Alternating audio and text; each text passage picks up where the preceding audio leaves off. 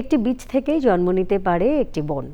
এই বিশ্বাসকে বাস্তবে রূপ দিতে বেনাপোল স্থলবন্দর থেকে মোংলা নদী বন্দর পর্যন্ত প্রায় 200 কিলোমিটার রেলপথ জুড়ে শত শত কেজি খেজুর ও তালবীজ ছড়িয়ে দিয়েছেন একদল প্রকৃতিপ্রেমী। দেশীয় গাছ ফিরিয়ে আনা, জীববৈচিত্র্য রক্ষা এবং সবুজ ভবিষ্যৎ বিনির্মাণে ব্যতিক্রমী উদ্যোগ ইতিমধ্যেই প্রশংসা কুড়িয়েছে সব মহলে। ড্যানিয়েল সুজিত বোস জানাচ্ছেন।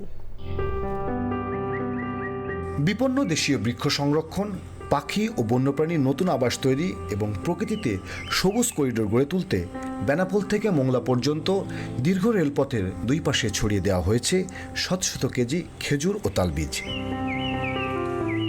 প্রকৃতিপ্রেমীদের প্রত্যাশা, দেশীয় খেজুর ও তালগাছ সংরক্ষণে ফিরে আসবে নানা প্রজাতির পাখি, সমৃদ্ধ হবে জীববৈচিত্র্য, রক্ষা হবে পরিবেশের প্রাকৃতিক ভারসাম্য, আর সবুজে ভরে উঠবে রেলপথের দুই পাশ।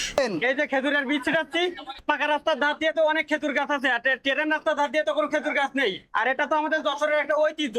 বিভিন্ন জেলা থেকে যশোর জেলায় লোকজন ঘুরতে আসবে ট্রেনে, আর দেখবে শুধু খেজুর গাছ আর খেজুর গাছ। আয়োজকরা বলছেন, শুধু বৃক্ষরোপণ নয়, ব্যতিক্রমী এই উদ্যোগে জলবায়ু পরিবর্তনের প্রভাব মোকাবেলা, পরিবেশ সংরক্ষণ এবং জীববৈচিত্র্য রক্ষায় দিচ্ছে সচেতনতা বার্তা। যশোরের যশ খেজুরের রস, আসলে এগুলো আমাদের এখন বুলি সর্বস্ব। খেজুর গাছ লাগাতে হবে, জমিতে খেজুর গাছ বিলুপ্ত হয়ে যাচ্ছে আবাদপাতি করার জন্য।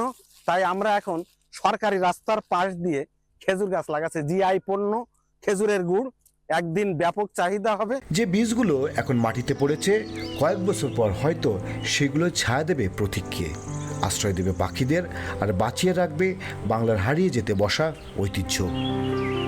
Daniel Sujit Bose, channel I, Khulna.